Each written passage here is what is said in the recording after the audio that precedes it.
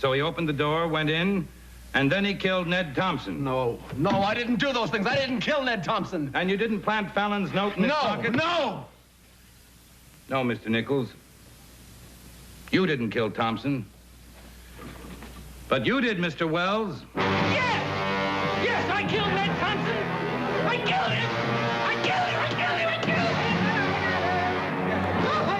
Perry Mason could spot a liar from across a courtroom, which makes Raymond Burr's real life feel like one of television's strangest reversals. To millions of viewers, Burr was the sturdy, brilliant, unshakable lawyer who could untangle any case by the final commercial break. Later, as Robert Ironside, he became another symbol of calm authority.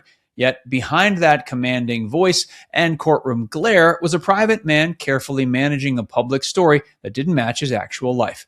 He spoke of dead wives, a lost son, and old heartbreaks that reporters repeated for years. The truth was more complicated, more human, and rooted in the brutal rules of old Hollywood. Drop a comment and tell us whether you think stars from that era owed the public the truth or whether privacy came first.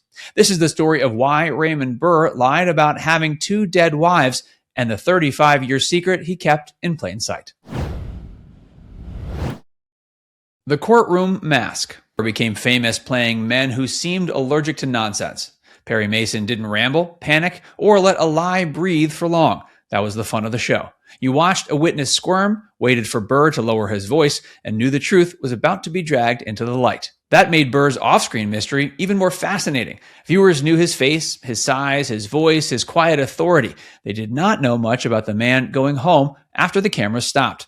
In the late 50s, that kind of mystery wasn't unusual, but Burr took it further than most. As Perry Mason grew into a hit, the public wanted a clean, personal story to go with the familiar television hero. Was he married? Was there a woman at home? Why did this famous middle-aged star seem so unavailable? Burr's answer was not simple. He leaned into a biography filled with sorrow. There were wives who had died, a son who had died, and a private pain he preferred not to discuss. That last part helped the story survive. Grief made people step back.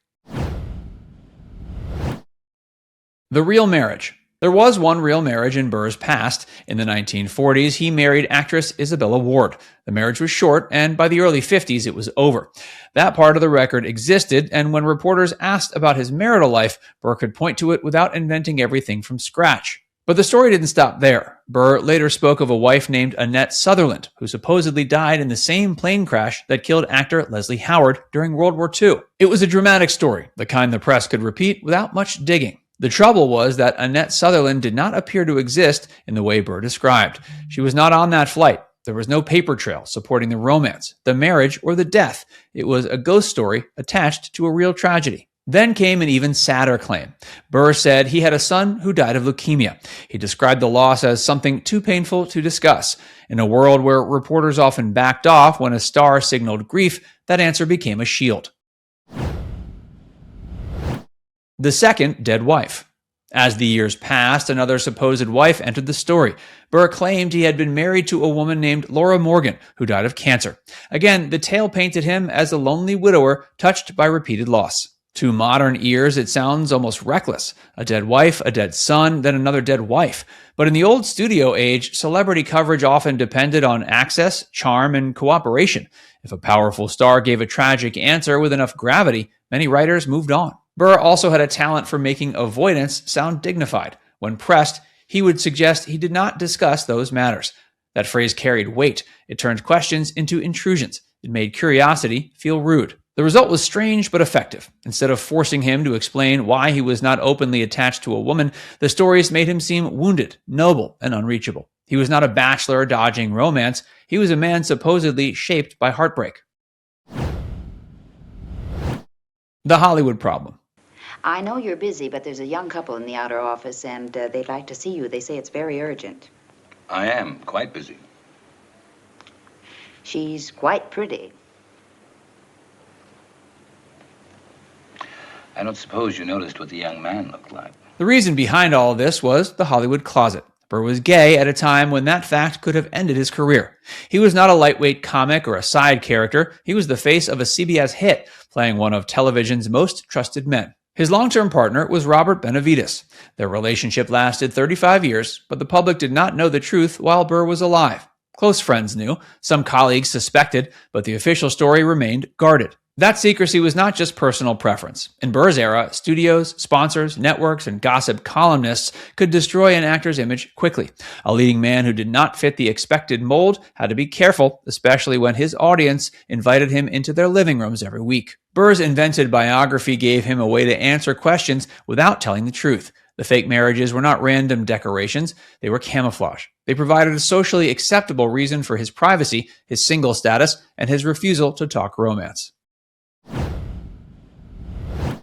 Work as cover. Was there ever any sort of a romantic inclination there ever? Off screen? Yes, we'd all like to know. Inquiring minds want to know. Yes. Don't look at me. Don't look at me. I want to hear your answer. Burr also had another useful explanation. He was always working. Perry Mason demanded a punishing schedule. He appeared in scene after scene, carried huge stretches of dialogue, and often worked long days with little sleep. He sometimes slept at the studio rather than make the long drive home. His schedule became part of the public story. If there was no wife waiting at home, well, how could there be? He was memorizing pages of legal dialogue, shooting courtroom scenes, and living like a man chained to production. CBS treated him like the valuable star he was. He had a furnished bungalow on the lot, complete with living space and a dressing area. The setup made practical sense, but it also reinforced the image of a man too consumed by work for ordinary domestic life. That explanation helped reporters fill the gaps. Burr was unmarried because he had loved and lost. Burr was unavailable because television owned his time. Burr was private because tragedy had made him that way. The truth stayed safely behind the curtain.